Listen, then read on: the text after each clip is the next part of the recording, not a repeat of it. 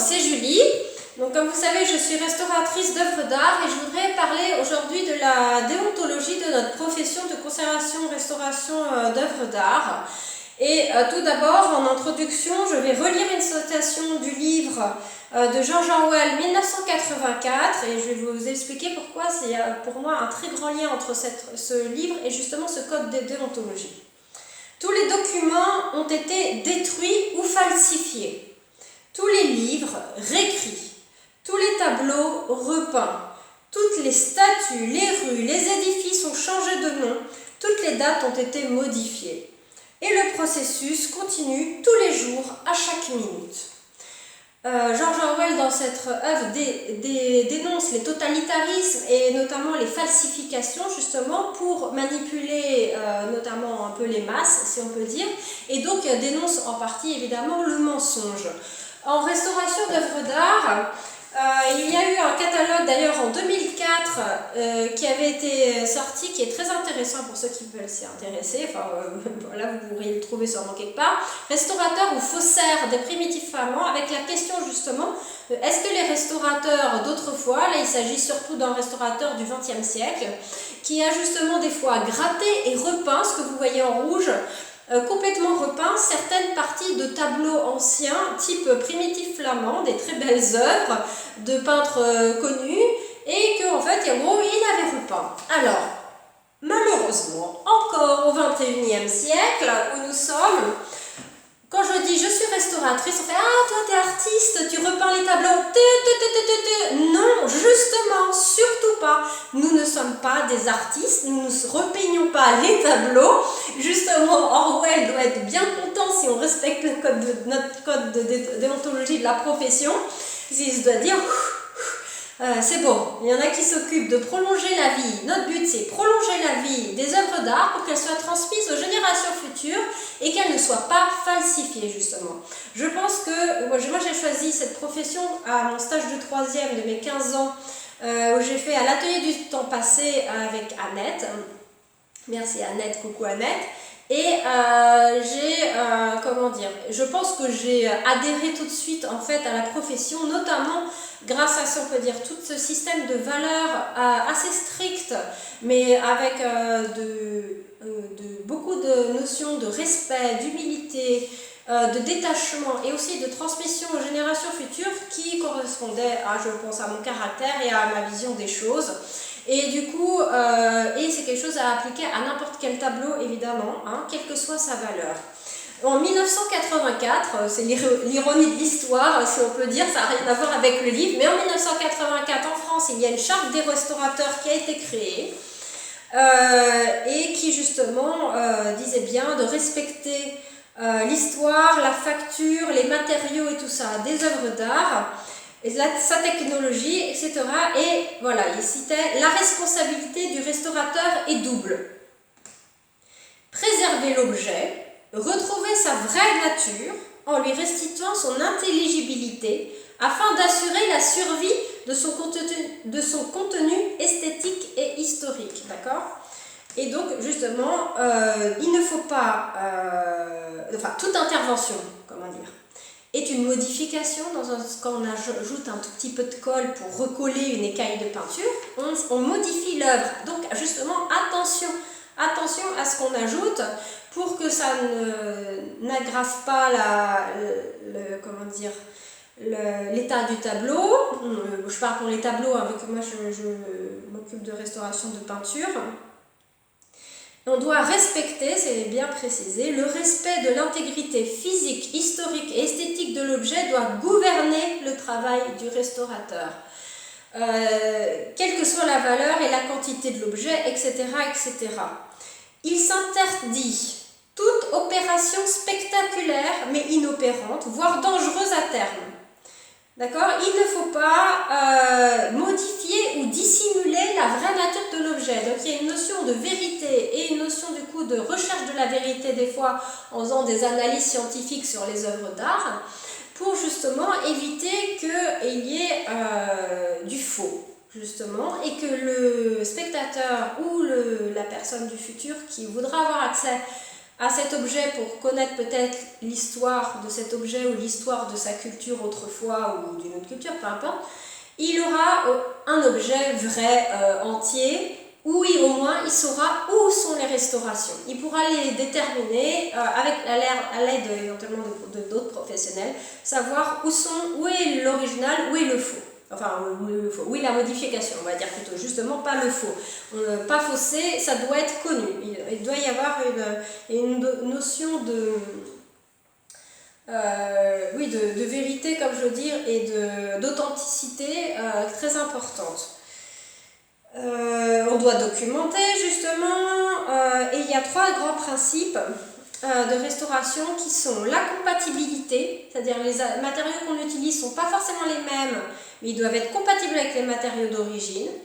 La lisibilité, notre restauration doit être lisible par quelqu'un, soit qui aura l'œil averti, soit quelqu'un du futur, ou soit par exemple en passant une lampe à UV, on pourra savoir. Et la réversibilité, c'est-à-dire que notre restauration doit être plus réversible que l'original. C'est-à-dire évidemment si on a rajouté, je ne sais pas, une petite retouche par exemple, dans une petite lacune, hop, la retouche elle doit pouvoir s'enlever très facilement sans qu'il y ait de dommages, de risques pour l'original à côté. Et doit permettre les traitements futurs, évidemment, des futurs restaurateurs, car on sait très bien que les matériaux, autant de la restauration que autant des matériaux originaux vont vieillir, on le sait, et ils vont se détériorer. Il ne faut pas que notre intervention abîme ou empêche de nouvelles interventions aussi dans le futur. On doit évidemment se renseigner, avoir une formation adéquate, etc. justement pour être capable de faire tout ça. Et on a eu notamment évidemment du coup des cours de déontologie et de méthodologie et d'épistémologie aussi pour pouvoir justement être à même de respecter tout ce code. Donc le principe tout premier, voilà. Je vous lis juste les 2 premières phrases du code ECO dans le préambule. Les objets auxquels une société attribue une valeur artistique, historique, documentaire, esthétique, scientifique ou religieuse particulière sont appelés communément biens culturels. Ils constituent un patrimoine matériel et culturel pour les générations à venir. Il y a cette notion de génération à venir qui est très importante, qui est répétée plusieurs fois, ainsi que le public actuel, bien sûr, mais surtout actuel et futur. Les artistes du passé, d'une certaine manière, en prolongeant leur œuvre, il y a évidemment une notion de respect, mais ce n'est pas la première chose. C'est vraiment le document historique, la beauté du document, enfin toutes les informations qu'il contient, aussi sur la matérialité, qui sont importantes et qui comptent en tout premier. Voilà, c'est cette transmission aux générations futures pour que les générations futures, comme disait Orwell, ils ne soient pas ensuite manipulés, qu'on ne fausse pas les vraies informations, qu'on ne réécrive pas les documents, qu'on ne repeigne pas les tableaux pour pouvoir être en pleine compétence de pouvoir choisir oui, non, qu'est-ce qu'on n'aime pas aussi, etc. Qu'est-ce qui est intéressant dans l'objet, qu'est-ce qu'on sait de notre passé, etc. Donc après, il y a 5 grands principes en restauration. Souvent, comme je vous dis, on pense que je repeins les tableaux. Non. Première chose, l'examen diagnostique. Je suis là pour venir vérifier l'état d'une œuvre d'art, voir si elle a besoin d'intervention ou non, justement. Donner des conseils de préservation. Il y a aussi la conservation préventive, justement, qui va être intervenir indirectement sur l'objet pour retarder son altération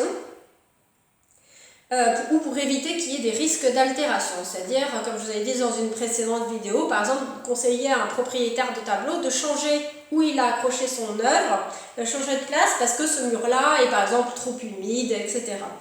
Ensuite, il y a la conservation curative, donc c'est-à-dire le soigner les tableaux directement, là cette fois, sur l'objet. pour retarder l'altération. Par exemple, ça va être recoller une écaille de peinture parce qu'on ne peut pas perdre justement cette petite écaille de peinture qui est un document quasi historique justement.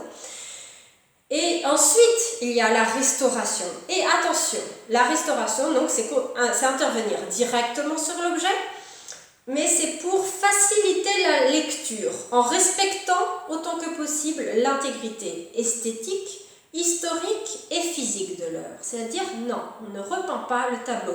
Même, elle est facultative. On n'est pas obligé de faire de la restauration. C'est-à-dire, on n'est pas obligé de retoucher. La restauration, c'est ça. Hein. C'est pas soigner le tableau. Par exemple, une écaille de peinture qui tombe, là, vite, on vient, on recolle pour éviter, en faisant attention avec quoi, mais pour éviter de perdre le document ou que le document s'abîme, si on peut dire ça comme ça. Par contre, la restauration, c'est-à-dire il y a un trou dans la peinture, le trou, je pourrais le laisser, il n'abîme pas plus l'œuvre. Par contre, le spectateur qui vient voir, il pourra peut-être mieux comprendre l'œuvre si la petite lacune, le petit trou dans le bleu par exemple, hop, a été bouché plutôt que d'avoir un trou blanc par exemple qui reste, et que l'esthétique de l'œuvre entière soit respectée et comprise. Et ensuite évidemment il y a la documentation. Donc il n'y a aucun secret à garder. Le restaurateur doit être authentique, honnête et donner toutes les informations sur tous les matériaux qu'il a utilisés, toutes les techniques qu'il a utilisées, comment, pourquoi, etc. Pour que le propriétaire et ou les futurs restaurateurs ou les générations futures sachent ce qui s'est passé sur ce tableau. D'accord, je parle toujours des tableaux, mais c'est pareil pour les sculptures et pour n'importe quelle œuvre comme bien culturelle. Donc voilà, et il faut prendre en compte évidemment les conseils qu'il y aura eu là-dedans. On a évidemment une nécessité de formation, d'éducation, de se mettre au courant aussi des nouvelles techniques, des nouveaux matériaux qui apparaissent éventuellement sur le marché pour savoir s'ils sont mieux, moins bien que ceux d'avant, etc. Comme ça, les sciences ont un développement assez rapide, justement, il faut faire attention à ça. Et, voilà, comme je vous recite quelques petits passages, voilà, l'intérêt public, il ne faut pas faire des choses contraires aux règles et ou à l'esprit de ce code éthique, etc. En dépit de toute opinion personnelle, donc peu importe quelles sont nos propres croyances, par exemple, si on n'est pas croyant, on restaure une Madone à l'enfant, par exemple, parce que c'est un objet historique, esthétique, qui doit être transmis dans le futur pour que les futures générations connaissent cette culture, qu'elle ne soit pas détruite, qu'il n'y ait aucune falsification.